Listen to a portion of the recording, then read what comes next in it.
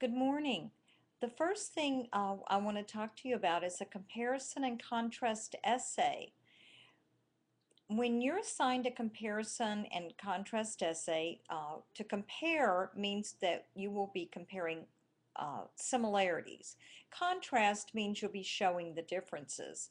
And sometimes with my students, they will have a mixture of both.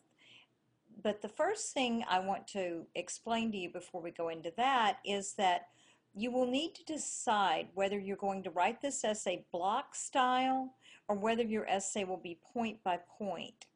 And the key to remember here is that it cannot be both.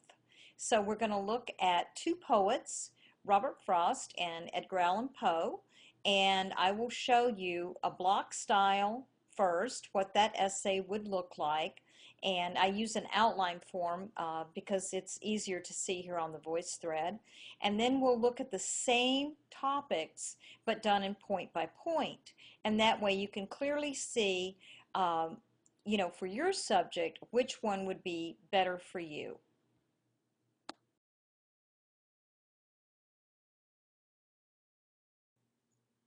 Okay, here's our block format.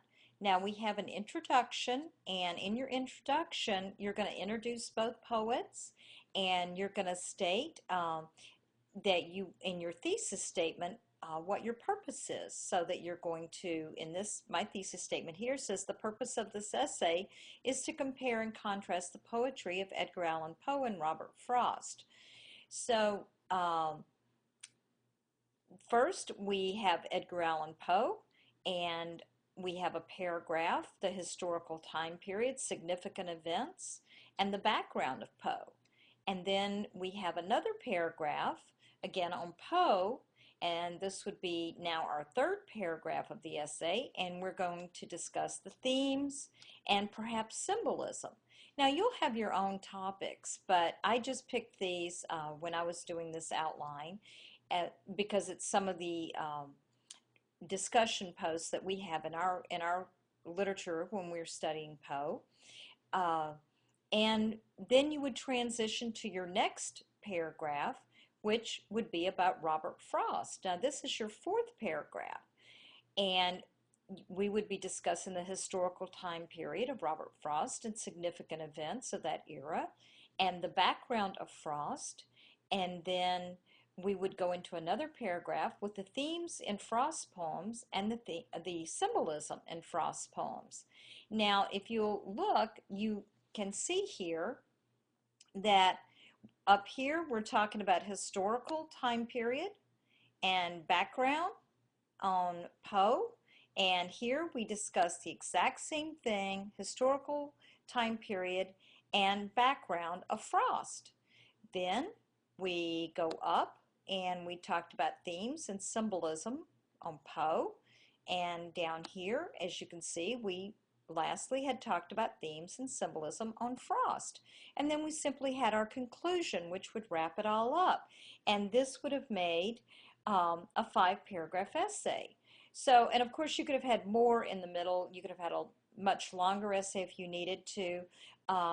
So the next slide we'll look at the same material, but we're going to put it in a point by point.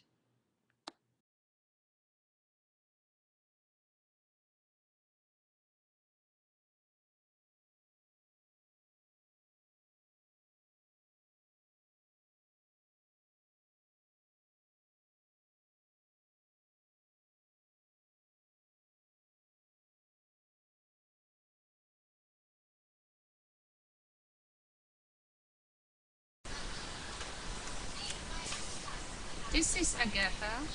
This is very educative. If I had not listened, I would have written off points or get Miss Vicky confused while reading my essay. Thank you very much.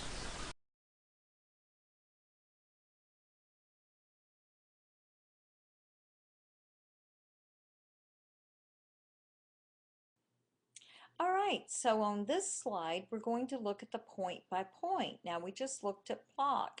And what you'll notice is we're going to take the same topics that we talked about on block, but we're going to put them in a point by point.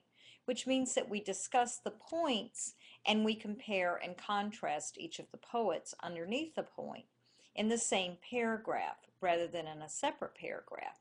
So we have the same identical introduction, we have the same thesis statement, but the difference you'll notice is here we take historical time periods or significant events and we simply compare Poe to Frost. And then we go to our next paragraph on the background, and again we compare Poe to Frost. And then we go to our next paragraph where we talk about the themes, and we go and we compare Poe to Frost in our writing. So it's pretty simple, huh? And then the next paragraph, for example, if we're using this symbolism like we would have used in our block quote, we simply then compare Poe to Frost. And then our last paragraph is simply our conclusion. Now what you notice here is that we kept the same comparison going, Poe to Frost, Poe to Frost, again in every paragraph. And it may seem a bit repetitive when you're first writing, but in the end it turns out to be a really nice essay because your reader is following along and actually expects you then to make the comparison and to keep it in that same order. So it's very important also that you do that. So good luck with this. I hope you enjoy writing your comparison contrast essay, and if you're in my class, I look forward to reading them. Thank you so much for listening. And feel free to comment, upload a photo of yourself or of your family pet. I love to see everyone's pets, so I look forward to meeting you online.